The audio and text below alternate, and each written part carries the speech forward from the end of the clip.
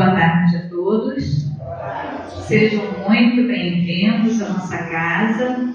Aquela perguntinha assim de curiosidade: quem está aqui pela primeira vez? Que legal! Sejam muito bem-vindas. Sintam-se abraçados pela espiritualidade amiga e que Jesus envolva cada um de nós. Hoje nós estamos aqui em um dia de palestra. A nossa companheira Deusa Nogueira vai trazer para nós um tema bastante interessante, comunhão com Jesus, né? E a Tereza, ela é do Centro Espírita Fraternal Teresa Dávila. Teresa Dávila, Centro Espírita Fraternal Teresa Dávila, que é um braço do Leon Denis, e ela vai trazer para a gente a mensagem. Hoje quem vai nos trazer a página de abertura vai ser a nossa companheira, a Martinha. Mas antes disso, deixa só eu passar algumas informações para vocês.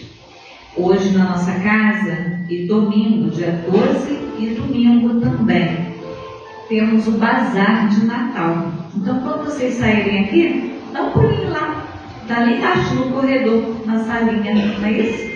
Então vale a pena, porque aí vocês podem também garantir o presente de Natal com bons valores, né, para aquela pessoa de coração, né? Isso é muito bom. É uma outra coisa também. Gente, tem uma novidade para contar. Vocês sabiam que a reunião pública de sexta-feira, que a gente assiste online em casa, vai voltar ao presencial? Vai sim, voltando ao presencial, o ano que vem, dia 10 de janeiro, às 19h30. Também vamos ter os passistas, atendimento com passista também, para passar na salinha. E já sabe, agora se você está trabalhando, não deu tempo de chegar na reunião pública numa quinta-feira, sexta-feira à noite você pode estar aqui. E vai ser muito bom, né? Já dá tempo de trabalhar e vir também sentir aquela energia boa. Uma outra coisinha também é que nós estamos no calor, né? Então, nós não temos mais os copinhos descartáveis. Então, por favor, ou tragam as suas garrafinhas, ou, né, é o mais adequado o seu copinho, tá bom? E uma outra coisa também, sabe aquela hora que você vai receber o passe? Não precisa deixar mais a bolsinha ali, não. Pode levar com você, tá bom? Lá dentro da câmara de passe, tá? Tem mais algum recadinho? Não consegui falar todos sem ler? Manda brilhar, né? Então, nós vamos ter a nossa companheira Martinha fazendo a nossa página de abertura. Depois eu farei a prece. Do livro Coletânea do Além, Autores Diversos, capítulo 64. Comungar com Deus. A fidelidade a Deus e a comunhão com o seu amor são virtudes que se completam, mas que se singularizam no quadro de suas legítimas expressões. Jó foi fiel a Deus quando afirmou no turbilhão do sofrimento: ainda que me mate, nele confiarei. Jesus comungou de modo perfeito com o amor divino quando acentuou: eu e meu Pai somos um. A fidelidade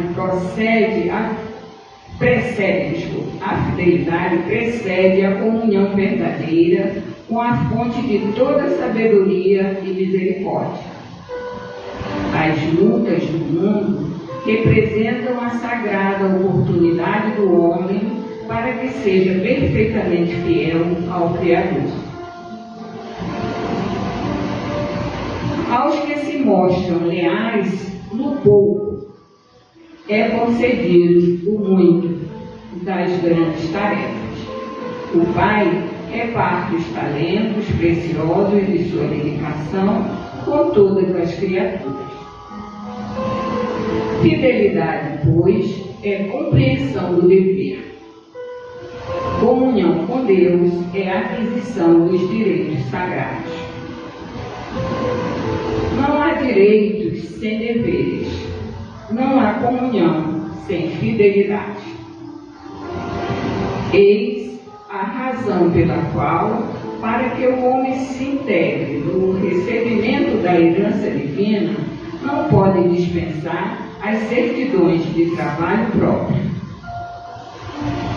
Antes de tudo, é imprescindível que o discípulo saiba organizar os seus esforços, operando no caminho do aperfeiçoamento individual para a aquisição dos bens eternos. Existiram muitos homens da vida interior iluminada que podem ter sido mais ou menos fiéis, porém, só Jesus pode apresentar ao mundo o estado de perfeita comunhão com o Pai que está nos céus. O Mestre veio trazer-nos a imensa oportunidade de compreender e edificar. E se confiamos em Jesus é porque, apesar de todas as nossas quedas nas existências sucessivas, o Cristo espera dos homens e confia no seu porvir. Sua exemplificação foi em todas as circunstâncias a do Filho de Deus, na posse de todos os direitos divinos. É justo reconhecermos que essa conquista foi a sagrada resultante de sua fidelidade real. E Cristo se nos apresentou no mundo em toda a resplendência de sua glória espiritual, para que aprendêssemos com Ele a comungar com o Pai. Sua palavra é a do convite ao banquete da luz eterna e de amor imortal. Eis porque, em nosso próprio benefício, conviria fôssemos perfeitamente fiéis a Deus desde hoje. Emmanuel. Na página de abertura se referiu a um banquete, e nós agora vamos ver um banquete. Por isso, nossos pensamentos, vamos voltar a nosso Mestre Jesus, conversando com Ele. Senhor, estamos aqui, Jesus. Estamos sedentos, estamos famintos, por isso estamos aqui. Chegamos aqui, Senhor, em busca do alimento espiritual. E olha que bom, hoje, Senhor, mais um dia poder escutar os Teus ensinamentos através da nossa companheira, Deusa, que vai tão grandiosamente, Senhor, também fazer parte desse banquete através de suas reflexões. Que cada um de nós, ao término, possamos sair daqui saciados dentro daquilo que nós viemos buscar. Que a Tua luz nos envolva, Senhor, mas envolva também a nossa companheira, Deus, para que ela possa ser intuída, orientada nessas reflexões. Permaneça conosco, aos nossos anjos guardiões, aos guias espirituais dessa casa, Miguel e Catuíde, estamos aqui. Permaneçam conosco. E assim nós pedimos então a permissão para iniciarmos a palestra da tarde de hoje. Que assim seja, graças a Deus, graças a Jesus. Irmãos, que nós possamos bem aproveitar esses momentos que estamos juntos. Trazemos o abraço do Centro Espírita Fraternal Teresa d'Ávila, que é um braço do Centro Espírita Leão Denis na Tijuca, nesse momento de confraternização, através do estudo. O tema é comunhão com Deus, E a gente começa, essa palavra comunhão é muito usada, pelos companheiros do protestantismo, do catolicismo, Mas na verdade comungar é a gente partilhar ideias. É isso, Então, a gente pode ter uma comunhão e quase sempre é parcial, porque a gente não pode ser hipócrita, né? Que comunga totalmente com o outro. Eu até falo isso nas relações mais íntimas, relação conjugal, né? Quando um casal começa a falar assim, a gente combina em tudo, é questão de terapia. É terapia, né? Porque na verdade alguém está oprimindo alguém, né? Alguém está vivendo de tal forma que não tem amor e liberdade suficiente para ser o que é. E aí começa uma concordância, né, para viver mais ou menos de acordo com a conveniência, né, ou para não perder alguma coisa, que é muito interessante, né? O jogo de quem é dominado é isso, né? Eu finjo que eu aceito tudo para não perder aquilo que eu consigo ter, né? Então é uma manipulação. E aí, a nossa comunhão sempre é parcial. A gente começa a pensar na figura de Jesus com os discípulos. Uma convivência altamente saudável, porque era altamente respeitosa. Eu já falei, não sei se nessa encarnação vai dar tempo, mas um dia eu gostaria de escrever um pouquinho sobre a personalidade dos discípulos, de acordo com o que a gente lê no Evangelho e de acordo com algumas informações mediúnicas, né? Os discípulos eram pessoas, eram seres bem diferentes todos, né? Um era muito novinho, outro era muito velhinho, né? Um era muito sonhador, o outro era muito pé no chão, né? Um administrava tudo, o outro ficava com medo de assumir seu papel. Eram pessoas assim. E Jesus conviveu com todos eles, sem deixar de ser ele mesmo, né? Mas observando o jeito de cada um. A gente muitas vezes tem uma visão assim, né? E essa visão às vezes é até mal interpretada por alguns segmentos religiosos. Eles abandonaram tudo para seguir Jesus. Isso é uma ideia estranha, né? Porque na verdade todos eram voluntários. E como voluntários, eles tinham contas para pagar, deveriam cumprir a situação toda. Só que naquela época de Jesus, a gente não tinha a visão trabalhista que nós temos agora, que foi da Revolução Industrial, né? E que se tem horas de trabalho, jornada de trabalho, não era isso. A pessoa fazia cumprir as tarefas.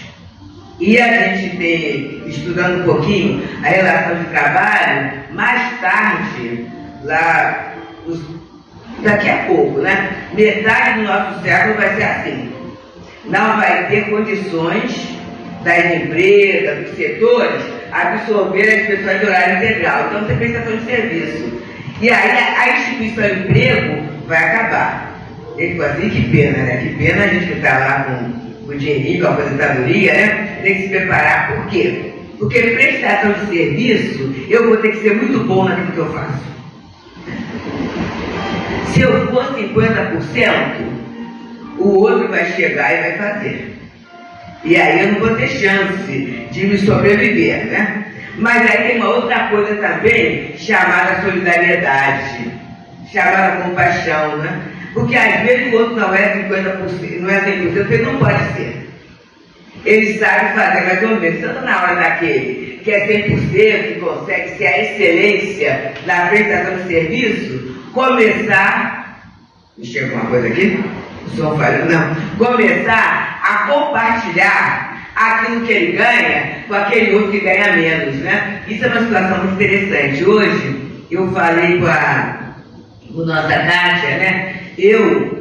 Falta a minha mesmo, né? Eu deixei de olhar lá o horário da reunião, eu sabia, eu ainda comentei com o Tereza assim, porque lá não é uma hora fechada, não. Eu já vim aqui há mais de 5 anos, né, gente? Então, não é uma hora fechada. Meu filho desencarnou há 20 anos, na quinta-feira, na prece de desencarne, né, a gente estava aqui, né, há 20 anos atrás. Mas é porque eu já vim na casa há muito tempo atrás, então a gente conhece, né? E essa reunião é interessante, que não é nem 2 horas nem 3 horas, 2h30. Mas aí eu não pensei. E aí o pessoal lá do Tereza Dada está lá na preparação do Senhor de Natal, é muito trabalho fazendo, né? Eu cheguei 1 hora antes, mas Deus sabe por quê, né? Ele sabe por quê, é de sempre. Então, é prestação de serviço, gente. E os discípulos eram assim, né? A gente tem apenas 3, Pedro, Tiago e João, que estavam sempre juntos. Por quê? Porque Pedro era chefe dos pescadores.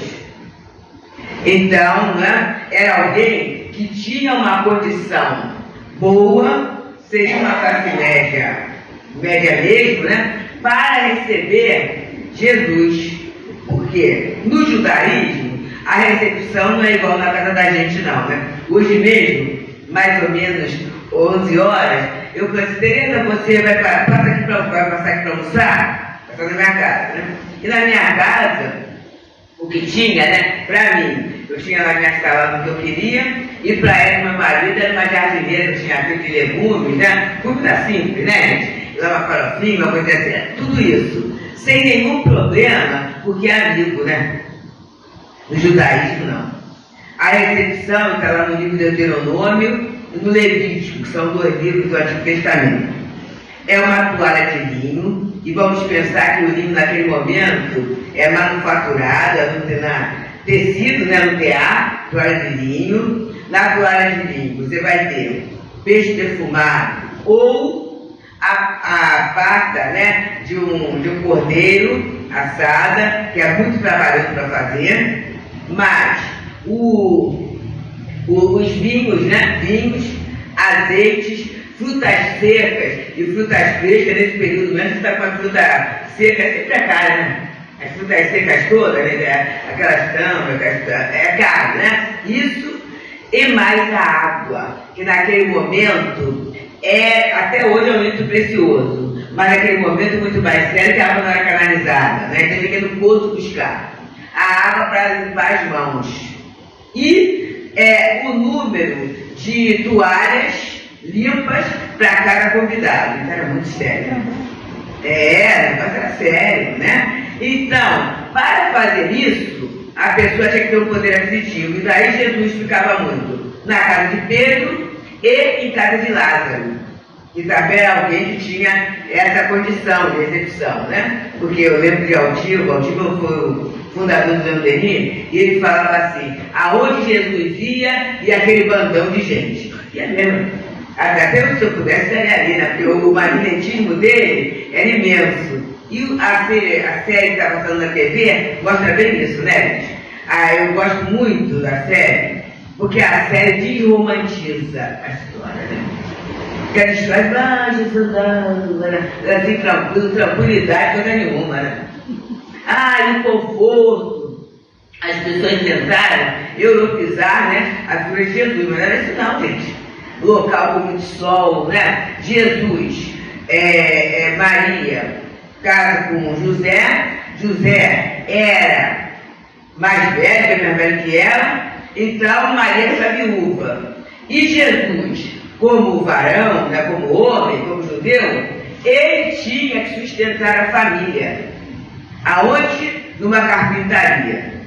E aí não era muita coisa falar de Jesus, por quê? Porque a posição de carpinteira, a profissão, não tinha visibilidade, não era alguma coisa importante, né? Mas ele, como judeu, fazendo parte da tribo de Davi, ele tinha direito a usar o templo no dia de sábado.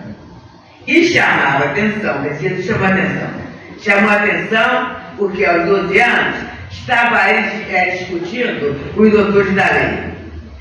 Quem no tempo de terra é doutor da lei, imagine, porque eu acho que a maioria de nós tem os advogados que tem aqui. Mas mesmo tendo advogado, se não tem juiz na casa, né? Imagina você ser sabatinado pelo povo do Supremo. A visão comparativa é essa, né? É aquele pessoal que só lida com lei, né? Que sabe me âmbito da lei, né? E aí, falando de Jesus, aí Maria e José se assustaram muito. E por quê? Ele respondia. E a partir daí o pessoal começou a ficar de olho em Jesus. Então, quando a gente olha a crucificação, achando que foi um momento não, gente. Jesus era olhado, né? O pessoal procurava meios, os doutores da lei, de pegar em qualquer coisa. É lícito ou não é pagar o tributo a César? Essa mulher foi pega no próprio ato adulterando. A lei manda que se apredeje aos adultos. Que dizes? A todo momento, Jesus é colocado à prova. E aí, já falei de Pedro, né? Chefe de pescadores, Tiago e João eram outros dois que estavam muito perto de Jesus. Por quê? Eram os discípulos mais novos. João, mais ou menos entre 14 e 16 anos, Tiago, entre 18 e 21, e a gente fala mais ou menos por quê, gente? Porque esse calendário de semana, isso é a chamada semana inglesa, a partir da Revolução Industrial. Naquele momento, o tempo era medido de uma forma diferenciada. Por isso, quem gosta de ler a Bíblia, né, tudo, vai ver, fulano desencarnou com 100 e poucos anos, né? Cabeça para pensar. Naquela época, condição de higiene, né? Saneamento e medicina e tudo era muito pequeno. Eu sempre falo, qualquer um dos nossos beneficiários das nossas obras sociais tem muito mais conforto do que o rei naquele tempo. O rei naquele momento tinha gente para abanar, sabe por quê? Para afastar os mosquitos. Muito mosquito, né? Muito mosquito. Muita praga, né? Tudo estava ali, não se sabia nem o que era bactéria, né? Questão de bactéria, vírus, é bem recente, né? Então, vivia ali. Então, não vivia tanto tempo. E aí tem que ter, e aí tem um convite de estudo, a terra ensinada, para falar. Falava-se lá, Isabel, já avançada em idade, e Zacarias, já avançada em idade também, sofriam porque não tinham filhos. E naquele momento, até hoje, a nossa tradição é isso, né? O fato de não ter filhos, do homem não ter filhos, é sinal da sua posteridade de acabar. Entrar numa situação complicada. E Zacarias vivia lá no templo. E naquele momento aparece um espírito, o anjo Gabriel, o espírito superior, e fala, né? Sua mulher terá um filho. Ele duvida.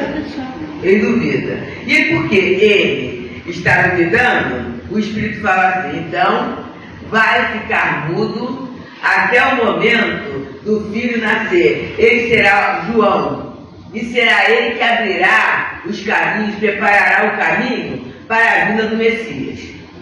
E aí duvidou, né? Chegou em casa mudo, né? Realmente, a Isabel estava grávida, e aí a gente pensa assim, mas foi milagre? Não, gente, observa.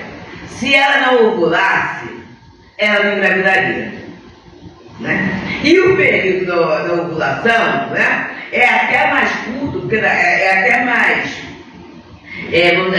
até mais longo, que naquele momento, né, ao início da puberdade, tudo isso, era bem mais pra cá.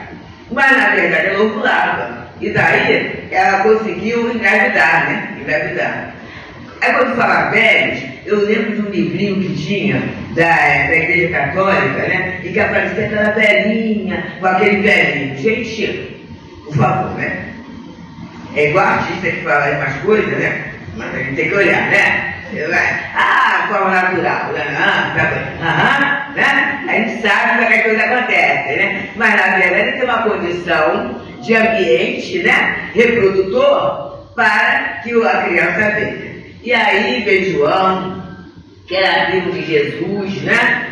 Vindo João, que era primo de Jesus, ele tem, né, o João Batista, ele batiza, mas ele tem a mediunidade, ele diz, eu batizo com água, mais adiante virá aquele que vai batizar com fogo e com o Espírito Santo. Ele fala isso, ele sabe que vai passar. Né? Ele fala que ele veio para endireitar os caminhos por onde o Senhor passaria. E aí ele é primo de Jesus, né? E Tiago e João eram discípulos de João Batista. E ouviam isso. Que viria alguém, tudo isso. E num determinado momento, o próprio João Batista manda que Tiago e João dê um pulinho, né? Mas não um pulinho, é muita distância. Vá até aquele que estão falando que é o Salvador. Ele pensa, ué, mas ele era primo, como é que não sabia? Gente, naquela época não tinha telefone, né? Não tinha internet, a forma de transporte era a pé ou usando um animal que custava. Então, seria como ir daqui a Cascadura, mais ou menos isso, né? E a pé, o Maracanã, é pertinho, né? É pertinho. Pra quê? É que eu tô brincando, meu marido fala que eu demônio nas pernas. Eu ando muito, gente. Eu ando com a Tijuca toda lá da segunda-feira, pra mim eu ando mesmo, né? Mas não é uma coisa muito normal, né? Eu entendo isso. A pessoa vai pegar uma condução, não tinha. Então a comunicação entre as pessoas era difícil. Mas Tiago e João, vamos lá. Quando eles vão lá para perguntar, Jesus fala assim: avise a João que os cegos veem, que os mudos falam, que os surdos ouvem, que os paralíticos andam, que os endemoniados se tornam sãos. Isso é muito legal isso, né? Jesus não falou assim, avisa João, eu sou primo dele, né? Sou filho de Maria e José, não fala isso não. Ele apresenta obras. Parece que eu estou falando da lição, é só para pensar nisso, tá? A identidade de Jesus é aquilo que ele faz. Sabe com quem ele está falando? É aquilo que ele faz. É isso, é ele que sabe o que ele está falando. E aí eles falam. Quando eles falam isso, João Batista fala, então, siga ele. E aí os dois se desligam logo. E sabem que Jesus seria o Messias, que Jesus faria um novo reino. Chegam em casa e contam. Contam para quem? Para a mãe. Que algumas pessoas dizem que o nome é Maria Salomé. Não há um grande relato sobre isso. E aí chegou para a mãe e falou assim, eu imagino a fala, mãe, descobrimos alguém que vai consertar essa situação. Porque a situação dos judeus, desde aquela época, é complicada, né? Até hoje, a complicação é muito grande, né? Em termos de terra, em termos de uma própria identidade mesmo, é uma coisa muito difícil, né? E aí, a Maria vai com eles a Jesus. Vai falar, mãe, né? Senhor, quando o Senhor estabeleceu o seu reino, coloca os meus dois filhos, um à direita e outro à esquerda. Claro, gente, isso é coisa de mãe. Vai nem a pouco o meu pirão primeiro, né? E aí, Jesus fala assim, por acaso, eles beberão o cálice que eu vou beber? Claro. E aí, sabe o que eu lembro, parente? Mãe que o filho vai para a escolinha de futebol, né? Ela só vê o filho dela. E o filho dela vai ser o craque. Só vê, olha, mas ele corre, ele não corre, ele voa. Ele é assim, só porque ela só olha ele, né? Então não dá nem para comparar com os outros, né? Não estou falando dos outros, não. O meu filho nadava, né? Ele nadava muito bem. Chegou a ganhar lá algumas medalhas, né? E aí, gente, era assim, né? Estava nadando, né? E ele tinha muito alongamento, né? Aí eu falo, isso, alonga, vai chegar. E aí um dia ele virou e falou assim, mãe, não adianta gritar não, que a gente está com o ouvido protegido, não escuta nada. Mas é ridículo, a questão é que a gente está só no foco, né? No filho. Então, Jesus falou assim, na verdade, eles beberão cálice, mas a minha hora é chegada, a deles ainda não. Tanto que João se encarnou velhinho, né? Você se encarnou mais velho. Quanto a colocar à direita ou à esquerda, isso não é comigo, isso é com o Pai que está nos céus. E aí ela vai embora. Ela vai embora, mais tarde vem Zebedeu, que é o pai. E o pai tinha funções no templo. Naquele momento, ter funções no templo, já que o templo era política e religião, dava dinheiro, né? Então, a família se mantinha, né, num bom nível por causa dele. E aí Jesus o que fez? Se com Salomé ele foi objetivo, né, com Zebedeu Jesus se apresentou falando das Escrituras. Quando ele fala das Escrituras, que dependeu conhecia, e ele começa a fazer a comparação, ele fala assim: entrego os meus 2 filhos. Então é por isso que Tiago e João têm um tempo todo com Jesus, né? Eles podem ter uma situação estável, a família equilibrada e podem trabalhar a questão da lei. E eles estavam juntos. Então, Pedro, Tiago e João, eu falo que é o trio dinâmico, né? 3 médios de efeitos físicos potentíssimos. É só a gente olhar no Evangelho, quando existem determinadas curas, quando Jesus se transfigura lá no Tabor, então ele lá. E Pedro, eu gosto muito do seriado, né? Que pode falar o nome do seriado, porque vai pelo YouTube, não pode falar. Mas o seriado é muito bom. A gente vê Pedro como gerente, né? Porque ele chama os pescadores, então pensa que organizou. Não chega, vai para lá, criança vai atrapalhar, agora não pode chegar perto dele. Ele fazia a administração, né, do trabalho, e foi uma coisa importante. Esse centro administrativo fez com que Pedro, né, passou um momento lá da fragilidade, da traição, tudo isso. Mas Jesus sabia e falou, né: Pedro, tu és pedra, né? E sobre esta pedra erguerei a minha igreja. Pedro, tu me amas? Por 3 vezes. A negativa foi 3 vezes, mas a proposta de amor foi 3 vezes também.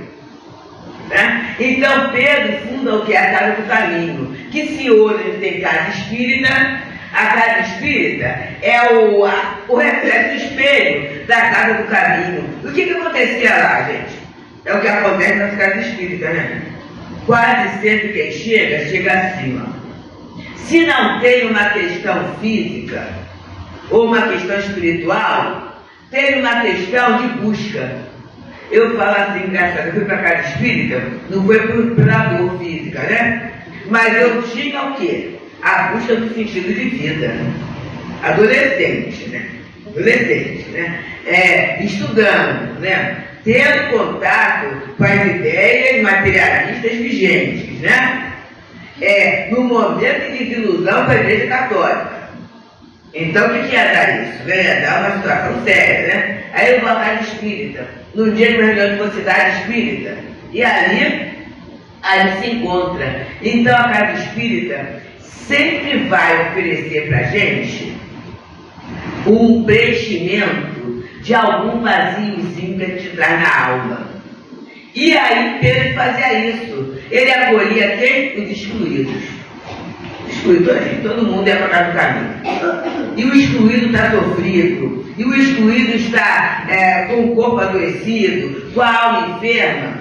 E ali era feito o trabalho, né? Tanto da cura do corpo, e essa cura é pela fluidoterapia mesmo, né? Porque não havia remédio, não havia esse desenvolvimento todo, né? E aí o que ele fazia? Quem ficava bom começava a tratar que estava ruim. Não é assim na casa espírita, gente? Sim. Exatamente isso, né? Nós, que somos trabalhadores, né? Somos aqueles doentes melhorados, não é isso? Eu lembro, né? Aqueles doentes pacientes melhorados. Então agora a gente encerra a cura, termina a cura, através de oferecer ao outro todo aquele amor, tudo que ele recebeu na sustentação, né? Na sustentação, a casa espírita. Então Pedro fala isso. E aí, Tiago e João, né? João é assim, por ser mais novinho, ele procura pesquisar muito. Não é por ser mais novinho, não. É que João, né? Mais tarde, ele é Francisco de Assis, né? Então, é alguém que tem muito cuidado em saber as coisas, e ele precisava saber as questões, porque no final, ele é um dos últimos discípulos que desencarnam. Ele é quem cuida de Maria de Nazaré, que Jesus entrega a sua mãe e ele cuida, né? Ele é quem leva o Evangelho para os filósofos gregos. Então ele tem que saber muita coisa, muito detalhe. E ele fica perguntando como é essa comunhão com Deus. Ele pergunta a Jesus. E ele pergunta a Jesus, por quê? Jesus não fala que é o caminho, a verdade e a vida? A pessoa para perguntar era ele. O pai dele traria um conceito de comunhão que está lá no Velho Testamento, né? Que é uma série de rituais, né? Para ficar bem com Deus, né? Muito ritual, né? É muita situação, gente. E isso até hoje a gente vê que se mantém, né? Se mantém, né? Essa questão, né? Você doa alguma coisa, né? E aí, o que você doa, o dízimo não é suficiente, obrigação, as ofertas, para estar bem com Deus. E isso retorna nas reuniões mediúnicas de uma forma muito triste, né? Porque os espíritos vêm e falam assim, cadê? Eu paguei, né? E aí eu lembro de um companheiro que veio certa feita, que ele foi protestante, né? E ele falou assim, eu cumpri zelosamente o dízimo e as ofertas, né? E cadê o reino de céu que me prometeram? Ele estava desconfortável. E aí o que ele fala? Jesus me enganou. A pessoa não tinha tanta distração, né?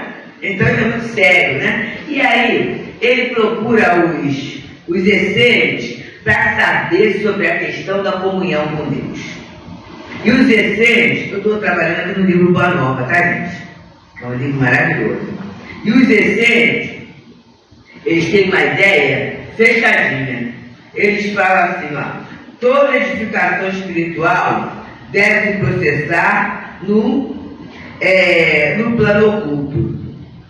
Então tudo aqui dentro, né? E os essênios eram espíritos, eram uma seita que olhava só essa questão muito interna, muito íntima, né? Muito íntima. Que se de um determinado momento é bom, mas no outro, toda vez que eu não compartilho, toda vez que eu formo um grupo fechado, não dá certo, né? E nada, né, gente? E nada. O trabalho é compartilhamento. A lei de sociedade, né? Quanto mais você troca, mais você cresce. Quanto mais você fecha, mais difícil é. Né? Para entender a dor do outro. Todo radicalismo chega a esse ponto. Então Jesus falou assim, João, todas as dúvidas que te assaltam o espírito é pelo motivo de não haver compreendido até agora que cada criatura tem um santuário do próprio espírito, onde a sabedoria e o amor de Deus se manifestam através das vozes da consciência. Gente, é muito legal. Todos nós. A dificuldade é eu achar que eu tenho pelo meu orgulho de me sentir melhor que o outro e achar que o outro não tem. É isso. E aí eu crio preconceitos, separações, exclusões, divisões, que não estão dentro da lei de Deus. Não, todo mundo tem. E Jesus sabia que todo mundo tinha. Por isso, ele como judeu, ele vai naquele poço, na Samaria. Judeu e samaritano são inimigos. Judeu não podia falar com a mulher em público, mas ele fala. Ele pede água para a mulher. E a mulher então olha e fala assim, mas como é que tu, sendo judeu, fala comigo, sou samaritana? Aí Jesus fala, se você soubesse quem é que está te pedindo água, daria de beber, porque eu tenho a fonte da água viva, que aquele que beber não vai ter sede jamais. Aí ela fala, mas és maior do que o nosso pai Jacó, que fez esse poço? E aí, Jesus vai conversando com ela. À medida que Jesus conversa com ela percebe, ela é médium, né? Ela é sensível, né? Que ela está diante de um ser superior. Ela percebe. Aí ela diz assim, olha, deixa que eu vou contar esta novidade ao meu marido. Aí Jesus fala, né? Olha, em verdade eu te digo, né? Que já tiveste 5 maridos e esse que agora tem não é seu. Ela é baixinha, né? É baixinha, né? E aí, colocando no vocabulário do Levítico, ela era adúltera. Ela era considerada adúltera. Então observa quem Jesus vai falar. E aí a Miriam Rodrigues, ela vai contando, né, que esta mulher, ela mais tarde, ela cria um abrigo para conversar, para passar a palavra de Jesus, para oferecer o alimento àqueles que ali batem. Essa samaritana. A outra, a mulher hemorrágica ou hemorroísta, né? É outro caso também. E é interessante, gente, como é que é a nossa tradição judaico-cristã mesmo, né? Pelo Levítico, né, do Deuteronômio, o fato da mulher sangrar a menstruação é considerado uma imundície. É considerado. Interessante. E aí a gente conversa em casa, né? Conversar com a mãe, com a avó, né? Aqui no nosso país, a tradição era considerado. Então, né, em determinadas religiões, a mulher não poderia penetrar, né, no templo se estivesse menstruada. Aí ele vai pesquisando mais ainda, né, que a Rádio de Janeiro ela tem esse acervo do Brasil Espírita, né? A Ângela Delu é uma das historiadoras que faz, então vai ser muito bom. No nosso próprio Brasil Espírita, no Rio de Janeiro, década de 60, mulher menstruada não dava passe. Olha só, vamos ver a tradição dele, né? Não falava que era impura, mas não dava condições. Porque a pessoa trabalha, né? A pessoa trabalha, carrega peso, só não podia, né? Não podia entrar em comunhão com a espiritualidade, imagina, em função da menstruação. Era a questão. E aí, aquele momento muito duro, no seriado é muito bom. Porque na fala é assim, aí ela foi se aproximando, o corpo comendo Jesus, e ela pegou lá. Não faz facilidade não, gente. Uma porção de coisas, não chega perto. Não chega perto que você é mulher. E a condição dela era conhecida. Da hemorragia não parava, não chega perto, né? Mas aí o que ela faz? Ela se arrasta. E é claro que naquela multidão, a mão dela foi pisada. Com certeza. Já viu você de encontro a uma multidão? Mas ela toca. E ela toca com uma fé tão ardente que Jesus assim, alguém me tocou, porque de mim saiu virtude. Só a gente. Isso para mostrar o quê, né? A gente, os nossos objetos, né? As nossas roupas, tem o nosso fluido. E a gente tem que ver que tipo de fluido, né?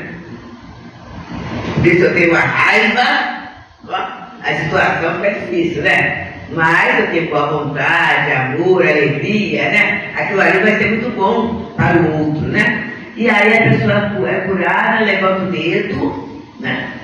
Muito timidamente, porque ela temia a reação do público, né? Mas ela ficou curada naquele mesmo momento. Uma mulher impura.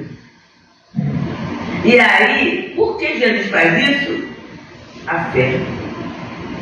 O templo estava ali, né? O templo interno estava brilhando. Ela sabia que iria encontrar um recurso. Do lado de fora ela não tinha. Ela não poderia entrar no templo de Jerusalém, em um templo. Mas ela tinha o seu templo erguido, que é o templo da fé, e ela consegue chegar até Jesus. E a curada. A outra, a mulher cananeia. Porque os judeus, né? A situação era muito difícil, muito preconceito, né? Samaritano, cananeu, esse pessoal todo era considerado o que hoje alguns chamam de suburbano, né? Suburbano, né? Pessoal, né? Aí o que o Charles fala da dentária, né? A dentária, era essa a visão que eles tinham. Aí a mulher cananeia pede a cura para o filho. Aí Jesus fala assim, como é que você pede, né? E aí ele usa a expressão cachorrinhos. É uma expressão, eles estão chamando de cachorros. Mas Jesus usa o cachorrinho do diminutivo, que é afetivo. Aí ela diz assim, Senhor, mas até os poderosos deixam que as migalhas da sua ceia, do seu pão, seriam comidas pelos cachorrinhos. O que Jesus fala?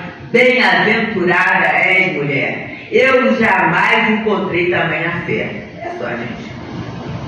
Onde estava o templo? Dentro dela, né? E aí vou falar da Madalena, né? A outra questão, né? Que está bem aqui, né? E aí a Madalena, a gente gosta muito de Madalena, é Teresa d'Ávila, né? Então, ela vai procurar Jesus, sabe por quê? Porque ela estava cansada de tudo que a riqueza poderia dar. A casa dela era um ponto de visita, né? De chegar de todo mundo. Então ela tinha muito dinheiro, né?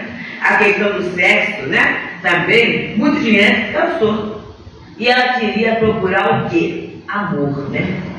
E uma serva fala que Jesus, olha que interessante, recebia a todos aqueles que o procuravam. Interessante isso. Todo mundo ia. Ela se animou. Ela foi lá. Aí chegando lá, né? Ela começa a conversar com Jesus, né? Se sente muito bem, mas entra Pedro, ó, é o gerente, né? Entra Pedro, né? Aí Pedro olha com o olhar glacial, porque Pedro sabia quem estava ali. Então era estranho, né? Porque estava na casa de Pedro, na casa dele, na minha casa. O Senhor recebe uma mulher, e que mulher, né? Aí ela percebe que quem é excluído, quem paga o preconceito, percebe no ato a exclusão. Não precisa ter falado. Aí ela percebe e fala assim: Senhor, o que será de nós quando tu fores embora? Porque assim, né? Enquanto eu estava ali, ela sabia que ninguém ia cantar em gado, né? Mas tem aquela situação, quando o gato está fora, o rato faz a festa, né? Ele sabia que ia acontecer alguma coisa com ela. E aí Jesus falou assim, desde aquela maternidade, ela diz: Senhor, infeliz de mim, que não poderia ser mãe, né? Ela poderia não ser mãe pela questão natural, ou até pela própria situação do uso do sexo, né? A pessoa tomar determinadas medicações, tudo isso, para evitar a concepção, né? E aí Jesus falou assim: qual será a melhor mãe? É aquela que pela lei da natureza dedica-se aos próprios filhos, ou será aquela que por amor ao meu nome se dedica aos filhos de outras mães? Ela entendeu. Entendeu? Esse foi o momento da comunhão. O que ela fez? Ela, mais tarde, né? Ela segue Jesus enquanto ele está ali. Mas quando ele vai embora, ela não pode estar em lugar nenhum, né?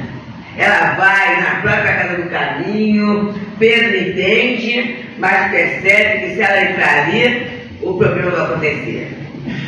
E lá, ela tem contato com Maria, tá? Muito contato com Maria. Tanto, ela tem contato com Maria e com Lucas. O Evangelho de Lucas, ela recolhe muitos dados de Maria, porque ela era alfabetizada. Então ela escreve e passa para Lucas, né? Mas ela não podia ficar perto de Maria porque João não podia deixar, né? E aí ela vai fazer o quê? Ela vai buscar os excluídos, que naquela época não eram rancenianos, leprosos, né? Ela vai. E ela começa a passar para ele toda a alegria que a comunhão com Jesus deu para ela. Que a comunhão com a ideia do Evangelho levou a sentir Deus, não no templo de Jerusalém, mas no templo interno dela. E ali ela vai, ela acaba desencarnando, sendo recebida por Jesus, né? Em função do trabalho. E aí a gente pensa assim, mas essa comunhão, e aí Jesus explica, João, através da prece. Mas não é aquela prece apenas articulada. E ele mostra o exemplo, e o João não entende muito não, né? Vai ser, né? Se não é a prece assim. Aí, Jesus fala assim, mais tarde você vai entender melhor. E eles passam por um caminho em Jericó, que era uma terra muito seca, e ali eles veem um homem. E Jesus pergunta, é para quem sabia, né? O que você está fazendo, menino? Estou cavando aqui até encontrar água, porque a terra é muito seca que não chove. E aí ele vai, né? Cansado, fazendo aquilo. E Jesus para com João, fica olhando. Num determinado momento, ele consegue encontrar água e fica feliz. Aí Jesus falou assim, essa é a comunhão. A comunhão tanto pode ser pela chuva benfazeja, que é o que vem do alto, como pelo movimento das mãos, em que eu procuro a água na própria terra. E João entendeu e foi feliz. Então, gente, a nossa oração tanto será aquela em que eu paro, medito e vou para o alto, quanto será aquela outra em que através das minhas mãos, através do trabalho, através do abraço, através do auxílio que eu possa prestar quem está necessitando, eu estarei orando também. Toda ação do bem é oração. E aí, encerrando, existe uma poesia de Alta de Souza que ela fala assim, né? Meu irmão, tuas preces mais singelas são ouvidas no espaço ilimitado, mas sei que às vezes choras consternado ao silêncio da força que interpelas. Volve ao templo interno abandonado, a mais alta de todas as capelas, e as mensagens mais lúcidas e belas hão de fazeres feliz e deslumbrado. Ouve o teu coração em cada prece. Deus ali mesmo te escuta e te esclarece. A voz de Deus em luz de redenção, e sentirás na dor que te domina a mensagem meiga e peregrina da consolação. Então, queridos, que a nossa comunhão com Deus possa se dar a cada momento, independente de hora, de lugar, de circunstância, né? Dentro de nós existe um templo, que a gente não abandone esse templo, né? E que a gente tenha certeza, tal qual a mulher hemorrágica, tal qual a mulher cananeia, tal qual Madalena, que as nossas orações serão sempre ouvidas. Estamos nos aproximando, né, da comemoração do Natal de Jesus. E que a gente possa fazer no nosso coração uma manjedoura com o material que temos, na certeza que ele chegará sempre. Então, querida família da Casa de Miguel, um Natal muito feliz, um Natal com Jesus. Muita paz. Eu vou dizer para vocês que eu estou saciada. Né? Que maravilha! Nossa companheira Deusa, ela veio lá de Teresa d'Ávila com tanta coisa para fazer, com tantos compromissos, mas ela ainda assim abriu esse momento para nos alimentar com essa fala tão importante, né? E olha que legal, casa espírita preenche o vazio da alma. Gente, vocês não estão se sentindo assim, não? Não dá uma sensação de preenchimento? Que maravilha, né? E olha que a gente nem espera, a gente, cada vez para todos nós, né? Inclusive para quem fala. Exatamente. É porque a gente, cada vez que a gente vem à casa espírita, a gente nunca sabe o que a gente vai ouvir, né? Mas a gente sempre sai daqui saciado, né? Isso é bom, porque nos conforta, nos fortalece. Só temos que dizer gratidão, querida. Muito obrigada, Deusa. Jesus, amado aniversariante, condutor das nossas vidas, estamos nós reunidos, Senhor, e cada um de nós percebe a distância do teu grande amor, da tua bondade, do teu acolhimento.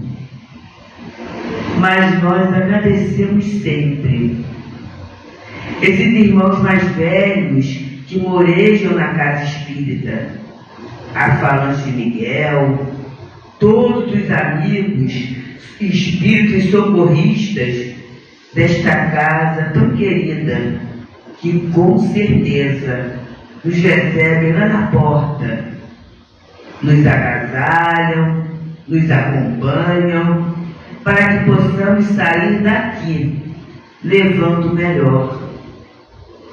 E nós rogamos, Jesus, que possamos ter o cuidado, o carinho, de conservar tudo aquilo de bom que aqui recebemos e receberemos no dia de hoje. E ao longo do caminho, compartilharmos com aquelas pessoas que fazem parte ou não de nossas vidas. Que essas vibrações generosas possam chegar até os hospitais, aos presídios, aos manicômios, até as ruas, Senhor, em que tantas pessoas vão e vêm, sem saber de Ti, sem pensar em Ti. E assim, Senhor, profundamente agradecidos, nós rogamos a permissão para devolver a palavra à nossa Kátia, que dirigiu a reunião do dia de hoje. Que assim seja.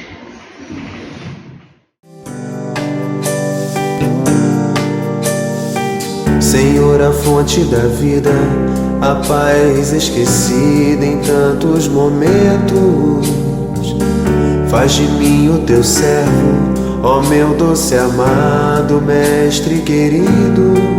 Jesus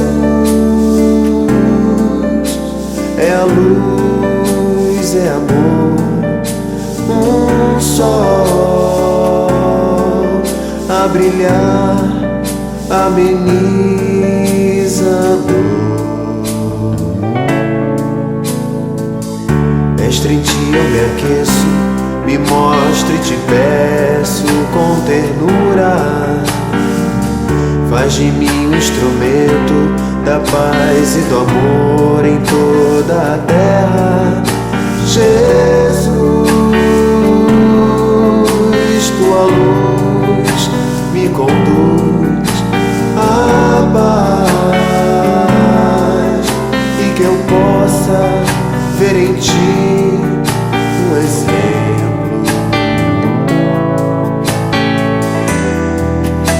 Ó Mestre do amor, que é todo esplendor,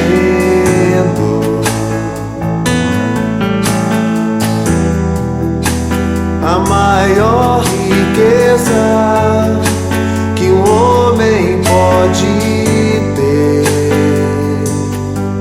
é amar você, é amar Jesus, Jesus.